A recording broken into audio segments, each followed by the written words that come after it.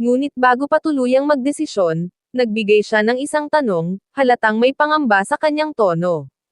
Ngunit gusto ko lang malaman, totoo bang manonood ka lang ng tournament?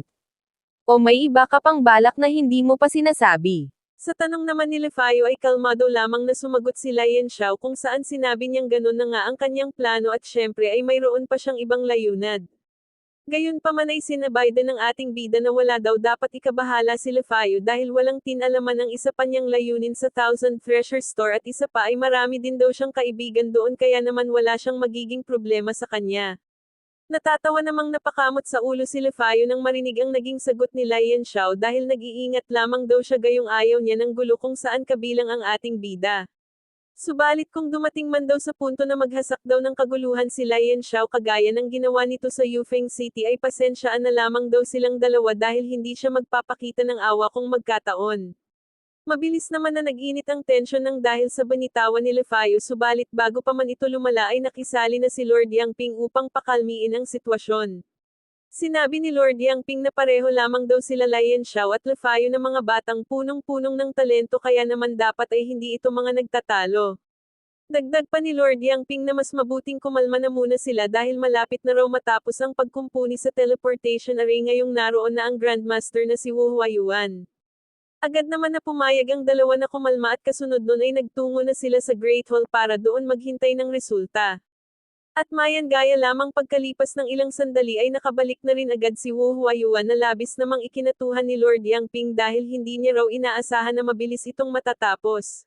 Nagmanggagaling tinanong ni Lefayo kung ayos na ba raw ang cross-region teleportation array at sa kanyang tanong ay ang matandang formation master ang sumagot kung saan sinasabi nito na sa kasamaang palad ay nabigo daw sila na ito'y ayusin. Sa tulong daw ni Master Mo Huayuan ay malaki na ang naging progreso ng pag-aayos ngunit mayroon pa rin kulang kaya naman naparito daw sila para tanungin ang itinagmamalaki nilang si Young Master yon. Sa tono naman ng pananalita ng matanda ay hindi natuwa si Mo Xiaochuan kaya naman hindi na ito nakapagpigil pa na sumabat para barahin ang matanda sa pagsasabi na isa lamang itong pulaka na nakapulong sa malalim na balon kaya naman wala itong sapat na kaalaman sa mga bagay-bagay. Ang tinura naman ni Mo Xiaochuan ay agad na nagpagalit sa matanda kaya naman muling sumiklab ang mainit na hidwaan sa pagitan nilang dalawa na para bang anumang oras ay maaari na silang magpatayan.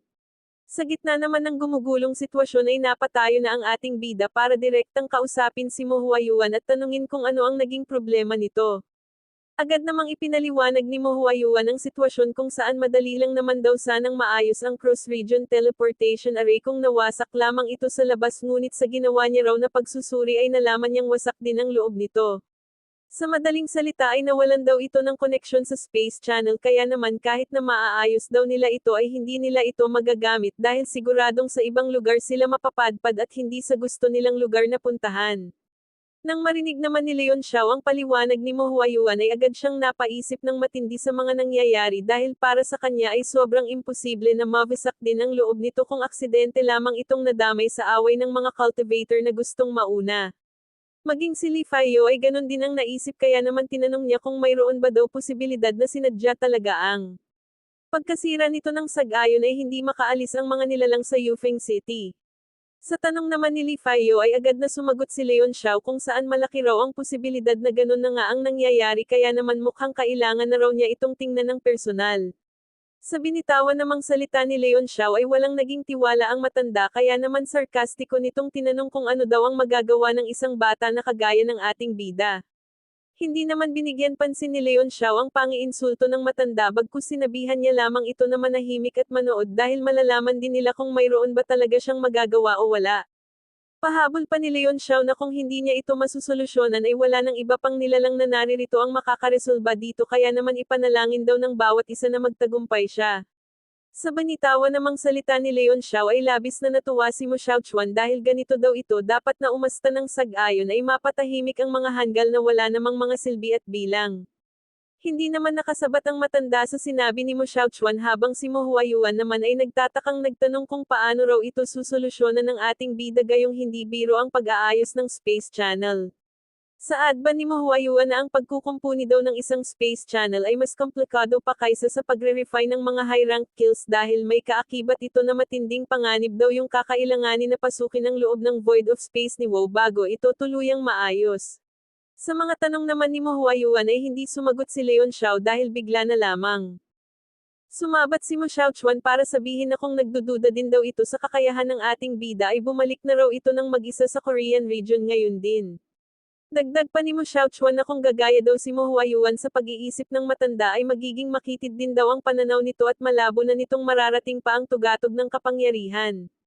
Gulat na gulat naman ang matanda sa binanggit ni Mo Xiaochuan ngunit imbis na magalit ay tinawanan niya ito dahil mukhang ito raw ang pulaka sa balo na walang alam sa mga bagay-bagay.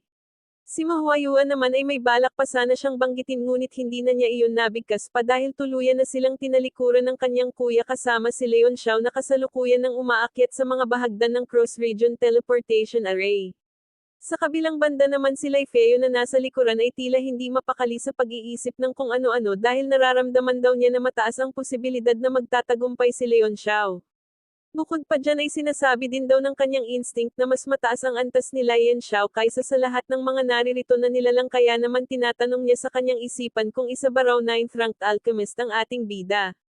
Maya-maya pa ay narating na ni Lian Xiao ang sentro ng Cross Region Teleportation Array kaya naman agad na siyang yumuko para pakiramdaman ang paligid gamit ang makapangyarihan niyang Divine Sense.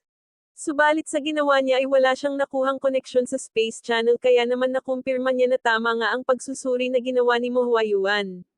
Bukod pa dyan ay nakumpirma niya rin na hindi daw talaga ito isang aksidente lamang at sinadya talaga itong sirain dahil sobrang lala ng pinsala na tinamo ng Cross Region Teleportation Array na para bang ayaw talaga itong ipag-amit. Mas lalong namang lumalim ang pagdududa ni Li Feo nang malaman ang sitwasyon, at para sa kanya ay mukhang siya daw ang pinupuntirya ng mga ito ng sag-ayon ay hindi siya makadalo sa Merchant Alliance Tournament. Gayunpaman ay hindi muna siya nabahala, bagkus tinanong na lamang muna niya kung kaya ba raw itong maayos ni Lian Xiao sa lalong madaling panahon dahil kung hindi ay sisimulan na raw niya na humanap ng ibang paraan upang makaalis. Sa mabigat namang tinig ay agad na sinagot ni Lian Xiao ang tanong kung saan susubukan daw niya na ayusin ito sa abot ng kanyang makakaya, pero kailangan niyang pumasok sa mismong void of space nito kaya naman nais niya ang kooperasyon ng lahat na huwag bumuo ng gulo pansamantala upang hindi siya maantala. Nang marinig naman ni Mo Xiaochuan ang plano ni Lian Xiao ay agad siyang nag-alok na siya na lamang daw ang papasok dahil sobrang delikado sa void of space, pero sa kanyang alok ay tumanggi ang ating bida dahil siya lamang daw ang nakakaalam ng solusyon dito. Isa pa ay may paraan din daw siyang alam na hindi gaanong mapanganib tulad ng inaakala nila kaya naman mas nakakabuti daw talaga na hayaan siya at huwag na lamang pakialaman.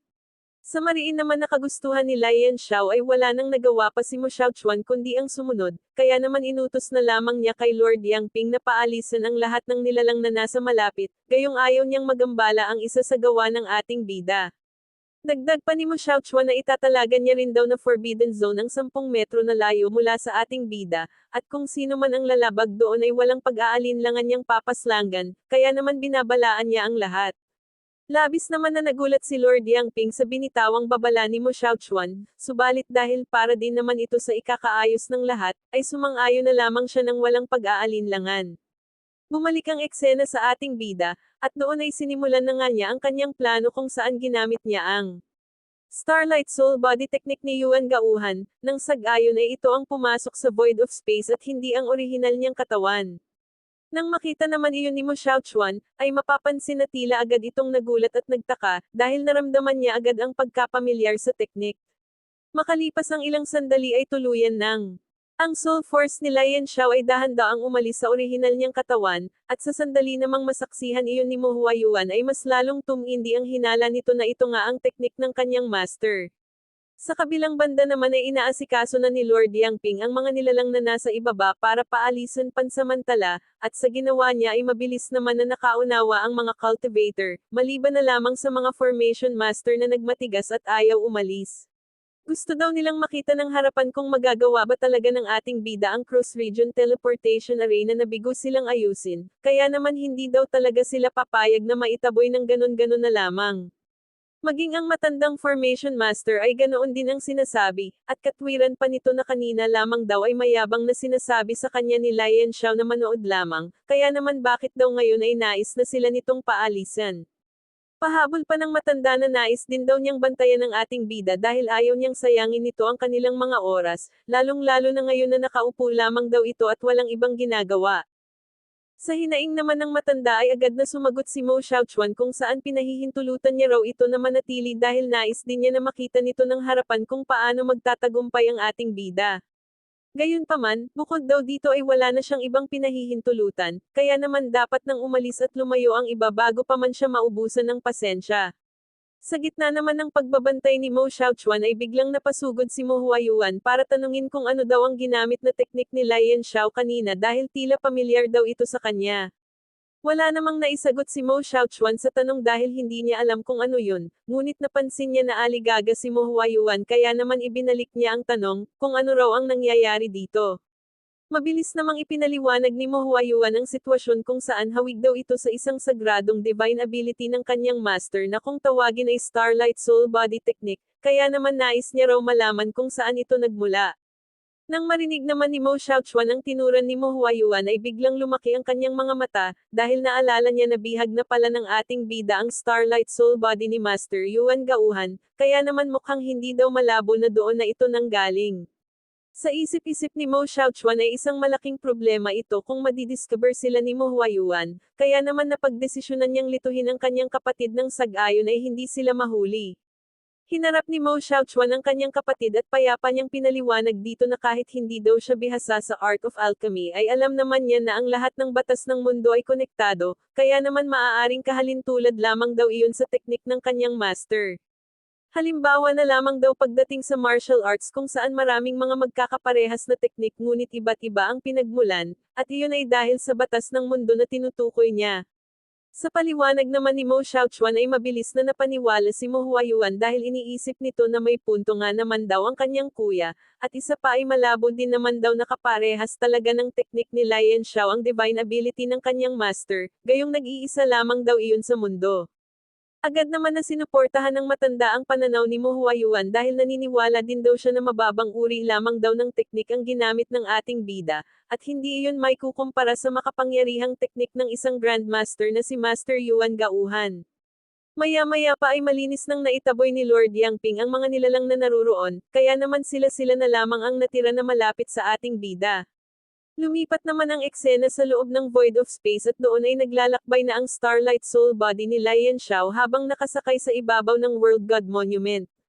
Ang antas naman ng Starlight Soul Body ay minabuti lamang ni Lian Xiao na umabot sa third rank, nang sag-ayon ay hindi masyadong makaapekto sa kanyang cultivation kung sakali mang mayroong masamang mangyari dito. Nilibot ni Lian Xiao ang buong lugar at isa-isa niyang inaanalisa ang mga problema, pati na rin ang dapat niyang unahin, dahil sa nakikita niya ay sobrang napinsala at talaga itong wasak. Wala daw sa kaayusan ang lahat, at wasak-wasak ang mga pangunahing mekanismo na nagpapatakbo sa Space Channel, kaya naman kung sino man daw ang may gawa nito ay isang malaking loko-loko. Subalit ang pinagtataka daw ng ating bida ay kung bakit hindi na lamang ng mga ito sinira ng tuluyan ang buong cross-region teleportation array, gayong mas madali daw yun kaysa iwanan ito ng may kaunti pang pag-asa na maayos. Sa gitna naman ng malalim na pag-iisip ng ating bida ay biglang naging seryoso ang kanyang ekspresyon, dahil sa kanyang likuran ay naramdaman niya ang pagbulusok ng isang mabilis na atake patungo sa kanya. Agad naman niya itong iniwasan ng bahagya nang makalapit na ito sa kanya, at kasunod noon ay sinalo niya ito ng sobrang bilis at walang kahirap-hirap, sabay ibinato pabalik sa direksyon kung saan ito nanggaling.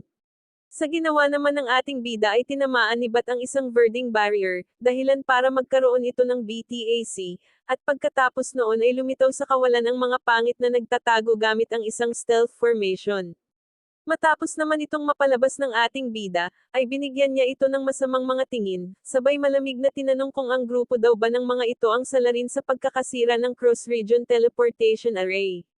Isa naman sa mga ito ang nagsalita, at mayabang niyang inamin na sila nga ang salarin, kaya naman binabati daw nila ang ating bida sa pagkakadiscover sa kanila. Gayunpaman ay wala daw iyong magiging saysay, dahil inaasahan na ito ng kanilang young master, kaya naman nakahanda sila sa ganitong kaganapan. Ipinaliwanag ng Panjaital na noong una daw ay inakala nilang walang saysay ang utos ng kanilang young master na magbantay sa lugar na ito, pero ngayon ay malinaw na sa kanila na may kabuluhan pala talaga ang pagbabantay nila dito, at mabuti na lamang daw na hindi sila lumisan. Hindi naman pinansin ni Lian Xiao ang mga sinabi ng pangit, bagkus inusisa lamang niya. Upang malaman ang mga lakas ng mga ito, kung saan na-discover niya na ang nagsasalita ay may antas ng 8 Star Martial Supreme Realm, habang ang iba naman niyang kasamahan ay pare-parehong Thick Martial Emperor Realm lamang. Sa isip-isip ni Lian Xiao, ay malakas na ang grupong ito kung ikukumpara sa sandatahang lakas ng Yufeng City, kaya naman talagang ang pagkakadestino daw sa mga ito ay kinaghandaan ng maigi. Hindi naman nagsawa ang pangit sa pagsasalita, at sa pagkakataong ito ay iniinsulto pa niya si Lian Xiao nang mapagtanto niya na nasa antas lamang pala ng 3rd rank ang level ng ating bida. Dagdag pa ng isa na mga nasisiraan ng pag-iisip daw talaga ang mga alchemist na kagaya ng ating bida, dahil masyadong malalaki ang ulo nito kahit na alam naman nila na delikado ang pumasok sa ganitong lugar. Sa pangalawang pagkakataon naman ay hindi pa rin pinansin ni Lian Xiao ang mga sinabi ng mga pangit, bagkus tinanong na lamang niya kung sino daw ang young master ng mga ito na nag-utos na sirain ang cross-region teleportation array. Interesado daw kasi siyang malaman kung sino ang tanga na iyon na magpapadala ng 7 mga pangit dito para magpakamatay. Agad namang nagalit ang leader ng mga pangit at naanggigalit nitong ipinagtanggol ang kanilang young master, sabay sabing hindi na raw iyon kailangang malaman pa ng ating bida gayong mamamatay rin naman daw ito ngayon din. Matapos namang magbanta ang pangit ay dali-dali na itong sumugod kasama ang iba pa, ngunit kitang-kita na kalmado lamang ang ating bida na nakatayo at hindi alintana ang mga pasugad sa kanya. Maya-maya pa ay biglang umikot ang World God Monument na tinatapakan ni Lian Xiao, at kasunod noon ay lumitaw ang mga nilalang na sina Old One at Mr. Hyo, pati na rin sina Dark Thunder at Little Diamond. Sa paglitaw naman ng mga ito ay maririnig na sinabi ni Lian Xiao na matagal-tagal na raw nung huling lumabas ang mga ito, kaya naman oras na raw para mapakinabangan na ang mga lakas nila na patuloy na tumataas sa loob ng World God Monument. Mabilis namang natigilan sa pagsugod ang mga pangit nang makita ang mga bagong nilalang na lumitaw, at natatakot nilang ipinagsisigawan kung saan daw nanggaling ang mga ito dahil bigla na lamang daw itong sumulpot ng hindi nila namamalayan. Gayunpaman, bago pa man mayroong makasagot sa tanong nila, ay huli na ang lahat dahil nagsimula ng umatake ng mabilis ang mga kasamahan ng ating bida. At sa pinagsama-sama nilang mga lakas na hindi bababa sa half-step martial supreme realm, ay madali lamang nilang tinapos ang laban. At sa huli, ay tanging ang 8 Star Martial Supreme Realm na lamang ang natitirang humihinga, dahil sinigurado talaga ni Lian Xiao na buhayin ito ni Little Diamond para makakuha sila ng impormasyon. Nagsimulang magmakaawa ang pangit na patawarin siya at hayaan siyang mabuhay, ngunit tila walang panahon si Lian Xiao para gawin yun, dahil ginamit niya agad ang isa sa pinakamakapangyarihan niyang teknik. Ito ay ang muna ay teknik, kung saan kinontrol niya ang isipan ng pangit, nang sag-ayon ay mapagsalita niya ito patungkol sa patay gutom na young master na siyang mastermind sa pagkakasira ng cross-region teleportation array. Napuno naman ng matitinding malalakas na sigaw ang lugar na kinalalagyan nila Lian Xiao, at pagkatapos noon ay bumalik na ang eksena sa labas ng cross-region teleportation array, kung saan mainit na rin ang ulo ng mga nilalang sa paligid. Nagtataka ang mga ito kung totoo ba raw na inaayos ni Lian Xiao ang Space Channel, dahil matagal na raw itong nakaupo at tila walang ginagawa. Ang mainit ng sitwasyon ay lalo pang sinapawan ng pangit na matanda sa pagsasabi na mukhang nagpapanggap lamang daw ang ating bida na may ginagawa, para lamang daw sayangin ang kanilang oras. Agad namang pinatahimik ni Lian Xiao ang lahat, at seryoso niyang sinabi na huwag nang magsalita ang mga walang alam at puro reklamo lamang, pero wala namang naitutulong. Sa binitawang salita ni Lian Xiao ay hindi na nakatiis pa ang matanda, at galit itong sumagot na hindi na raw siya makakapayag pa na magpatuloy ang ganito. Ayon pa sa kanya, siya pa rin daw ang responsable sa pag-aayos ng cross-region teleportation array, at halos tapos na raw niya ito kung hindi lamang daw nakialam ang grupo ng ating bida na bagong dating lamang. Natatawa namang sumagot si Mo Xiaochuan sa sinabi ng matanda, dahil kung talagang kaya daw nitong tapusin at ayusin ang cross-region teleportation array ay sana raw tapos na ito noon pa, dahil ilang araw na nila itong inaayos. Galit namang napasugod ang matanda sa cross-region teleportation array habang sinasabi na ayaw na raw niyang makipagtalo pa at ipagpapatuloy na muli ang pag-aayos. Bukod pa riyan, ay ipinangangalandakan pa nito na kahit pa isang martial sovereign realm expert si Mo Xiaochuan, ay wala raw itong karapatang sigawan at utusan siya. Marami na raw siyang nakitang mga martial sovereign realm expert noon, at lahat ng iyon ay mataas ang respeto sa kanya, kaya naman hindi niya matanggap ang pagtrato na ipinapakita sa kanya ngayon ni Mo Xiaochuan. Mabilis namang kumilos si Mo Xiaochuan para harangan ang matanda, at mariing pagbantaan ito na hanggang dito na lamang daw ito, dahil kung magmamatigas pa raw ito, ay hindi siya magdadalawang isip na paslangin ito mismo sa harapan ng lahat. Agad namang nabahag ang buntot ng matanda sa banta ni Mo Xiaochuan, kaya naman mabilis itong napahinto sa kanyang kinatatayuan sa sobrang takot. Ngunit sa kabila noon, ay hindi pa rin niya matanggap na binabastos siya ni Mo Xiaochuan, kaya hinamon na lamang niya ito sa isang pastahan, kung saan, sa oras daw na hindi magtagumpay ang ating bida, ay kailangang lumuhad ito sa kanya at humingi ng tawad. Sa hindi inaasahang pagkakataon ay agad iyong sinang-ayunan ni Mo Xiaochuan. Subalit, kaakibat daw nito ay kailangan ding lumuhad ng pangit na matanda sa oras na magtagumpay ang ating bida. Dali-dali namang nilapitan ni Mo Huayuan si Mo Xiaochuan para pagsabihan ito na huwag masyadong magpadalos-dalos, gayong hindi magiging maganda kung matatalo siya sa pastahan. Ngunit imbes na mabahala si Mo Xiaochuan, ay nagawa pa nitong ngumiti habang nagsasalita, huwag daw siyang alalahanin, dahil mataas ang paniniwala niya na hindi matatalo ang ating bida. Isa pa, kung matalo man daw ito, ay ayos lang din daw sa kanya na lumuhad, dahil gusto rin daw niyang makita na mabaygo ang ating bida kahit isang beses lamang, gayong kailanman ay hindi pa niya iyon nasasaksihan. Hindi naman nakaimik si Mo Huayuan sa sinabi ng kanyang kuya, at sa isip-isip niya, ay mukhang baliw na baliw daw talaga ito sa master niya, sa hindi maipaliwanag na dahilan. Sa gitna naman ng umiinit na tensyon, ay biglang tumayo na si Lian Xiao mula sa pagkakaupo. Sa pagtayo nito ay natatawa niyang sinabi na narinig niya raw ng malinaw ang pastahan. Agad namang tinanong ni Mo Xiaochuan kung ano na raw ang sitwasyon, at kung naayos na ba ang Space Channel, dahil sabik na raw siyang makita na lumuhad ang hanggal na matanda. Napabuntong hininga namang sumagot ang ating bida, kung saan sarkastiko niyang sinasabi na isang malaking kahihiyan para sa kanya kung makikitang lumuhad si Mo Xiaochuan sa iba. Kaya naman, para hindi mangyari iyon, ay inayos niya agad ng mabilis ang Space Channel. Dagdag pa ni Lian Xiao, na hindi lamang niya ito inayos, bagkus in-upgrade pa niya ito sa susunod na antas, nang sag-ayon ay mas mapabilis ang kanilang pag-teleport mamaya, patungo sa Songliang City. Nang marinig naman ni Mo Xiaochuan ang mga sinabi ni Lian Xiao, ay napailing na lamang siya na parabang nadidismaya, gayong hindi nangyari ang inaasam niyang pagkatalo. Samantala, natigilan naman ang pangit na matanda, pati na rin si Mo Huayuan, sa sobrang pagkabigla, dahil iniisip nila na lubhang imposible ang ganoon para sa isang kagaya ng ating bida na sobrang bata pa. Hindi makapaniwala ang pangit na matanda sa tinura ng ating bida, kaya naman dali-dali siyang umakyat at lumapit dito, habang si Mo Huayuan naman ay agad na inactivate ang cross-region teleportation array, dahil ni hindi rin siya makapaniwala. Subalit sa sandaling na-activate ito ni Mo Huayuan, ay agad na gumana ang cross-region teleportation array, kaya naman agad nilang nakumpirma na totoo nga ang sinabi ni Lian Xiao na ayos na ang Space Channel. Bukod pa riyan, ay nakumpirma din ng matanda na mas tumaas nga ang level ng array ng isang antas, at sa puntong iyon ay nagsimulang manginig ang kanyang katawan, hindi dahil sa takot na lumuhad, kundi dahil alam niyang tanging mga 9th rank alchemist lamang ang nakakagawa ng ganitong bagay. Nanigas sa sobrang pagkabigla ang pangit na matanda, habang si Mo Huayuan naman ay tila bahagyang natakot sa kakayahan ng ating bida, dahil hindi na raw ito normal para sa isang bata. Saad pa niya sa kanyang isipan na kahit pa raw mayroon ngang 9th rank alchemist doon, ay siguradong matatagalan pa rin iyon sa pag-aayos ng cross-region teleportation array, kaya tinatanong niya sa sarili kung paano nagawang matapos agad ito ng ating bida.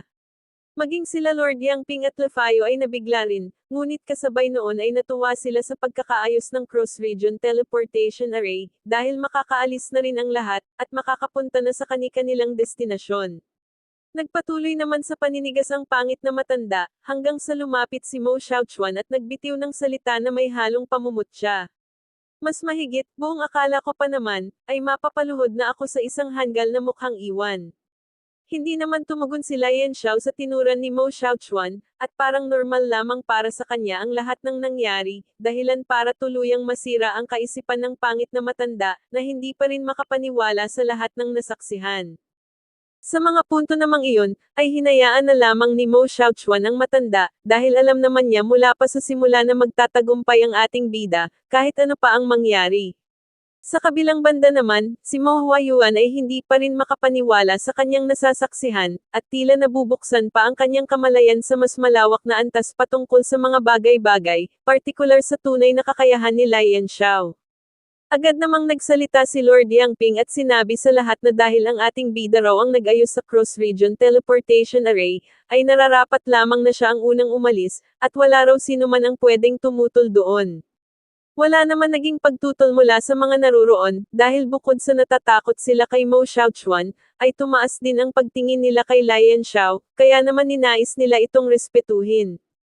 Nagsimulang magpaalam si Mo Xiaochuan kay Mo Huayuan, dahil dito na raw sila pansamantalang maghihiwalay, dahil magkaiba ang direksyong pupuntahan nila. Wala raw siyang ideya kung kailan sila muling magkikita, ngunit isa lang ang malinaw, na palagi siyang nakasuporta sa kanyang kapatid, kahit saan ito mapunta. Medyo naging emosyonal naman si Mo Huayuan nang marinig ang mga salitang iyon mula sa kanyang kuya, kaya naman sinabi niya na naruroon lamang siya sa tabi ng kanilang master sa Holy Region, at malaya siyang dalawin nito kahit anong oras.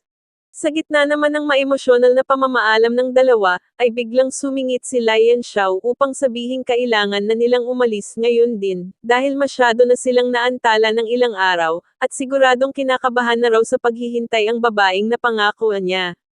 Natuwa si Mo Xiaochuan nang marinig iyon, at interesado siyang malaman kung sino raw ang maswerteng babae na iyon. Kaya naman tinanong niya kung ito ba ang kasintahan ng ating bida. Hindi naman direktang sinagot ni Lai Yanxiao ang tanong, bagkus lumapit lamang siya sa tabi ni Lefayo sa loob ng cross-region teleportation array. Kasunod noon, ay binigkas na ni Mo Xiaochuan ang huli niyang pamamaalam sa kapatid niyang kasalukuyang lumuluha. Ipinayo ni Mo Xiaochuan sa kanyang kapatid na maging matatag palagi at huwag magpapi, dahil ayaw daw niya na sa muli nilang pagkikita ay kakailanganin na naman niya itong ipagtanggol laban sa mga pangit na makakalaban. Mas lalo namang naging emosyonal si Mo Huayuan nang marinig ang paalalang iyon, kaya't muling inulit niya na dalawin daw siya ng kanyang kuya sa mga panahong malaya ito, kahit wala siyang maging problema. Bago pa man lalong tumindi ang dramahan, ay agad na nilagyan ni Lord Yangping ng napakaraming primordial stones ang paligid ng cross-region teleportation array, kaya naman nagsimula na itong mag-operate at tuluyan nang nakaalis ang grupo ng ating bida. At hindi nagtagal, ay mabilis ding nakarating sila Lai Yanxiao sa destinasyon na kanilang gustong puntahan.